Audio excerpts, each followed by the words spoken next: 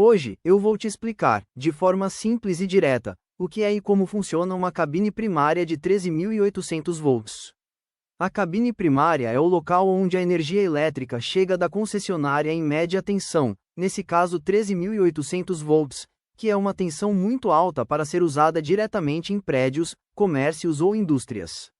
Por isso, essa cabine existe para receber, proteger e transformar essa energia em um nível seguro para uso.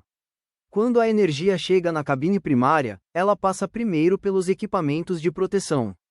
Esses equipamentos servem para desligar o sistema em caso de curto-circuito, sobrecarga ou qualquer problema elétrico. É como um sistema de segurança que protege tanto os equipamentos quanto as pessoas que trabalham no local. Depois disso, a energia vai para o transformador, que é o principal equipamento da cabine. O transformador reduz a tensão de 13.800 volts para baixa tensão, geralmente 220 ou 380 volts, que é a energia usada no dia a dia para iluminação, tomadas e máquinas. Em seguida, essa energia já em baixa tensão vai para o quadro de distribuição, onde é dividida e enviada para os diversos circuitos do prédio ou da indústria, sempre com proteção adequada. Tudo isso acontece dentro de um ambiente fechado e seguro, chamado de subestação ou cabine abrigada. O acesso é restrito, sinalizado e segue normas técnicas, porque estamos lidando com energia de alta potência.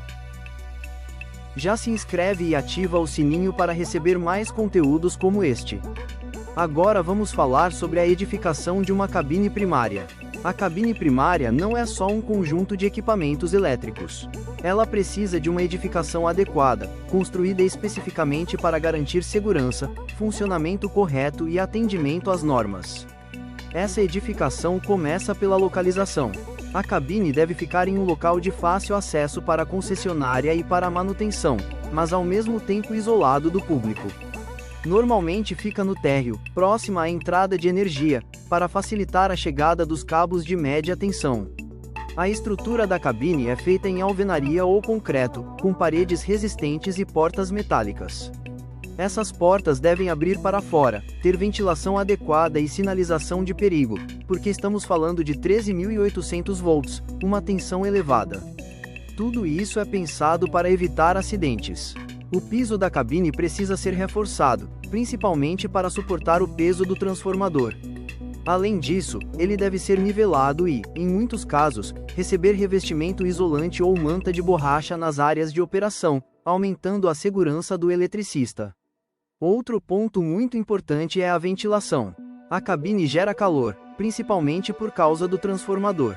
Por isso, a edificação precisa ter aberturas, venezianas ou até sistemas de exaustão, garantindo a troca de ar e evitando o superaquecimento dos equipamentos.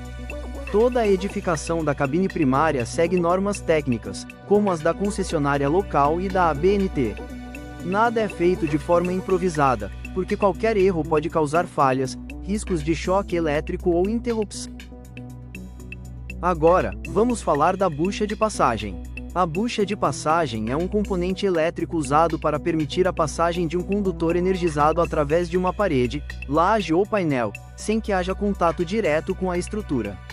Em outras palavras, ela deixa o cabo passar com segurança de um ambiente para outro. Em uma cabine primária, a bucha de passagem é muito comum na entrada e na saída dos cabos de média tensão, como os de 13,8 kV. Ela normalmente é instalada na parede da cabine, ligando a rede externa da concessionária ao interior da subestação. A principal função da bucha de passagem é a isolação elétrica. Ela é feita de materiais isolantes, como porcelana, resina epóxi ou polímero, que impedem que a energia escape para a parede ou para partes metálicas da edificação. Isso evita curto-circuito, fuga de corrente e risco de choque elétrico. Agora, vamos falar do isolador de tração. Na cabine primária, o isolador de tração é usado na entrada da rede de média tensão. Ele fica instalado próximo ao ponto onde os cabos chegam da rede externa e entram na cabine, antes das buchas de passagem ou dos equipamentos de manobra. A função principal desse isolador, nesse caso, é suportar o esforço mecânico do cabo. Os cabos de média tensão chegam esticados, com peso próprio e tração da rede aérea. O isolador de tração segura esse cabo com firmeza, evitando que todo esse esforço seja transmitido para a bucha de passagem ou para os equipamentos internos da cabine.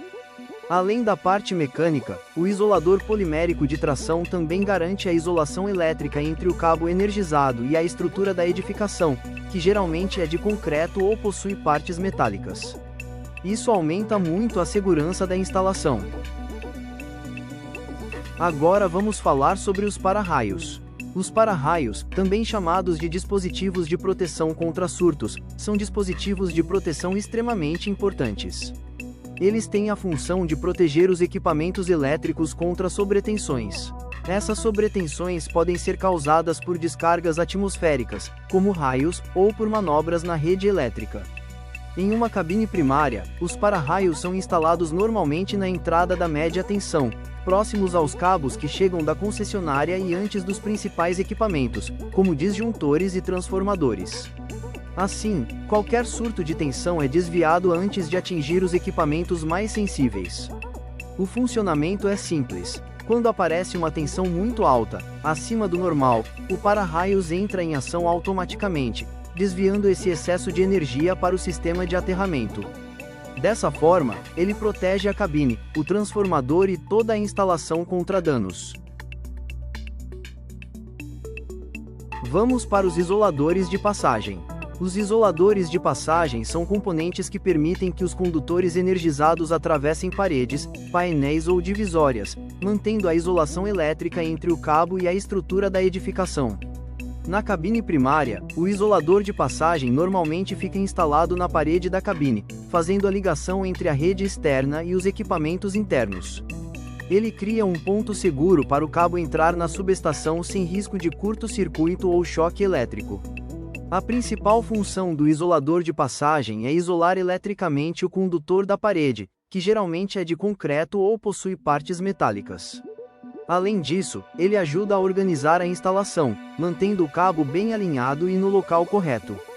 Esses isoladores podem ser feitos de porcelana, resina epóxi ou material polimérico, escolhidos de acordo com o nível de tensão, ambiente e normas da concessionária. Eles são projetados para suportar tanto a tensão elétrica quanto pequenas cargas mecânicas do cabo. É importante destacar que o isolador de passagem não trabalha com tração pesada. Por isso, antes dele, normalmente existe um isolador de tração, que segura o esforço mecânico do cabo. O isolador de passagem entra apenas para garantir a isolação na travessia da parede. Vejamos agora as chaves seccionadoras. As chaves seccionadoras são equipamentos usados para ligar e desligar circuitos elétricos, principalmente para isolação e segurança. Na cabine primária, elas permitem separar a instalação da rede da concessionária ou isolar um trecho para manutenção. É importante saber que elas devem serem operadas sem carga ou com a carga já desligada por outro equipamento, como um disjuntor. A função principal dela é garantir um desligamento visível e seguro. Agora, vamos falar do módulo de medição da cabine primária. Primeiro, o quadro de medição.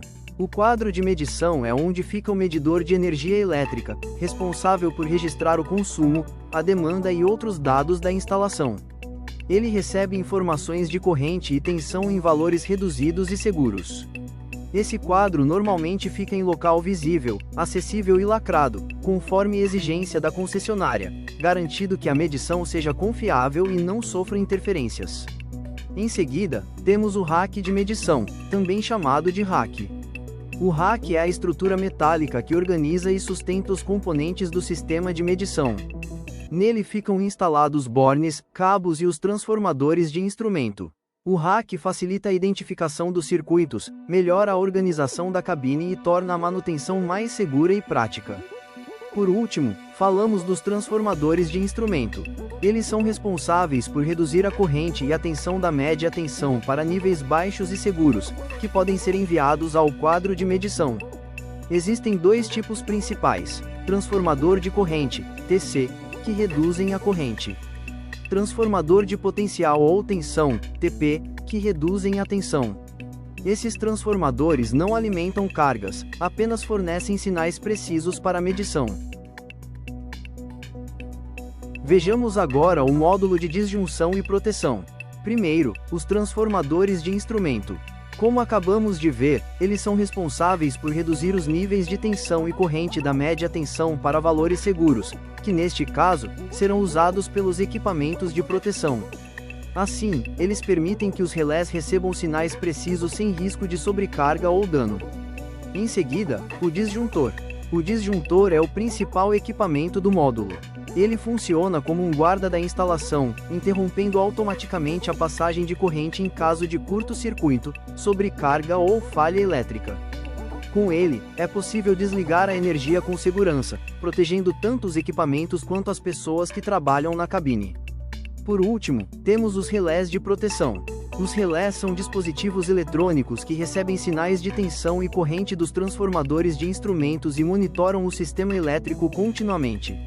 Eles detectam falhas específicas, como sobrecorrente, falta de fase ou desequilíbrio, e enviam um sinal para o disjuntor abrir o circuito imediatamente.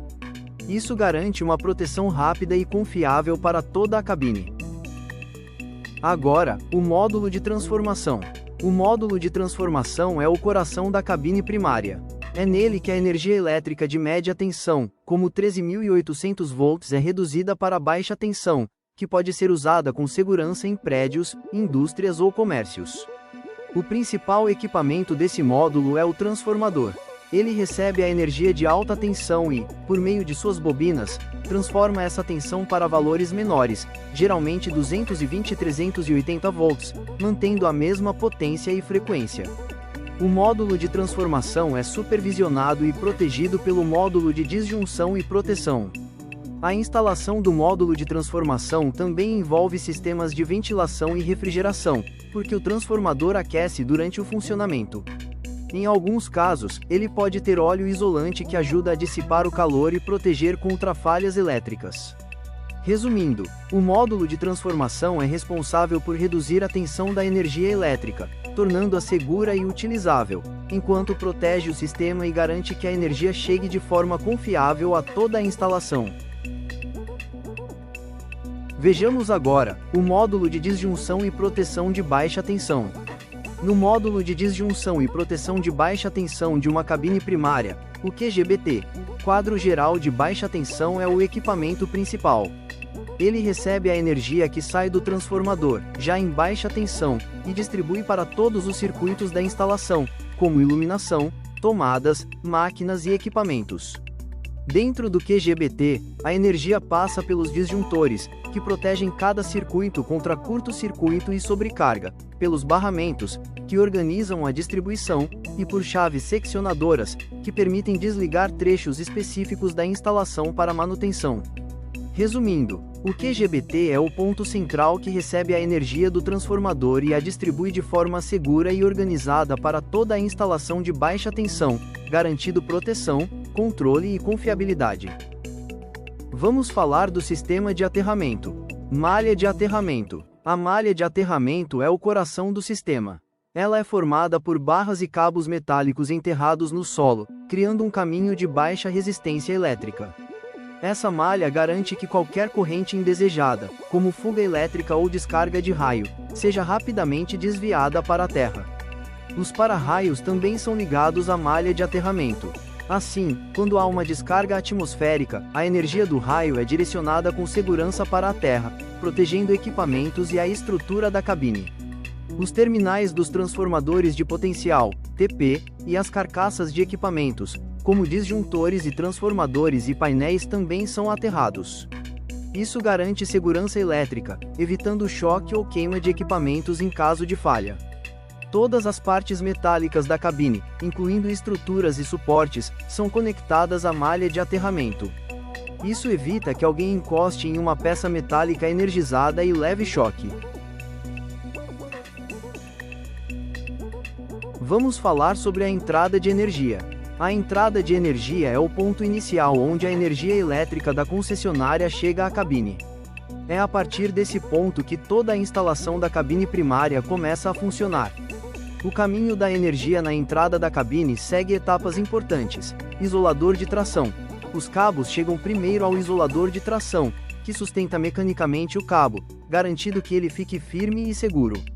Os para-raios são conectados à entrada, a fim de desviar sobretensões para o sistema de aterramento. Buchas de passagem. Os cabos entram na cabine pelas buchas de passagem, que garantem o isolamento elétrico e evitam contato com partes metálicas da edificação. Após essa entrada segura, a energia segue para os módulos de disjunção, proteção e transformação, sendo distribuída posteriormente para baixa tensão via QGBT. Vamos ver agora o barramento de média tensão e o percurso da energia elétrica. Saída da bucha de passagem. Depois que os cabos de média tensão entram na cabine pelas buchas de passagem, a energia já está isolada e pronta para circular internamente. Isoladores de passagem. A energia segue pelos isoladores de passagem, que mantêm o cabo eletricamente isolado da estrutura da cabine, garantindo segurança para operadores e equipamentos. Transformador de corrente, TC, de medição. O barramento alimenta o TC de medição, que reduz a corrente elétrica para níveis seguros, permitindo que os instrumentos de medição registrem corretamente a energia que entra na cabine. Transformador de potencial, TP, de medição. Em seguida, o barramento alimenta o TP, que reduz a tensão elétrica para níveis seguros, também para medição e monitoramento. Chave seccionadora. A energia passa pela chave seccionadora, que permite isolar o barramento ou a cabine para manutenção, garantindo que seja possível desligar trechos da instalação com segurança. Módulo de proteção. O barramento segue para o módulo de proteção, onde estão os transformadores de instrumento de proteção, que fornecem sinais de corrente e tensão para os relés e sistemas de proteção. Disjuntor. A energia então passa pelo disjuntor, que funciona como guardião do sistema. Caso haja curto-circuito ou sobrecarga, ele desarma automaticamente, protegendo todo o sistema e o transformador. Seccionadora do transformador. Antes de entrar no transformador, a energia passa pela seccionadora do transformador, permitindo isolá-lo do barramento principal para manutenção ou emergência. Transformador. Por fim, a energia chega ao transformador, onde a tensão é reduzida para baixa tensão, pronta para ser distribuída aos circuitos da instalação via QGBT. E assim, concluímos a nossa explicação sobre a cabine primária. Vimos como a energia da concessionária chega à instalação, é sustentada, protegida, medida e transformada, passando por cada componente da cabine, desde isoladores, buchas, barramentos, disjuntores e módulos de proteção, até chegar ao transformador e, finalmente, ser distribuída em baixa tensão pelo QGBT. Cada equipamento e módulo da cabine tem uma função essencial: garantir segurança, confiabilidade e eficiência na entrega de energia elétrica. Sem esses sistemas, a instalação não seria segura nem confiável, e a operação de prédios, indústrias e comércios ficaria comprometida. Em resumo, a cabine primária é o coração da instalação elétrica de média tensão, onde cada detalhe, do aterramento aos barramentos e transformadores, trabalha em conjunto para que a energia chegue de forma segura e controlada até os consumidores finais. Me segue para mais.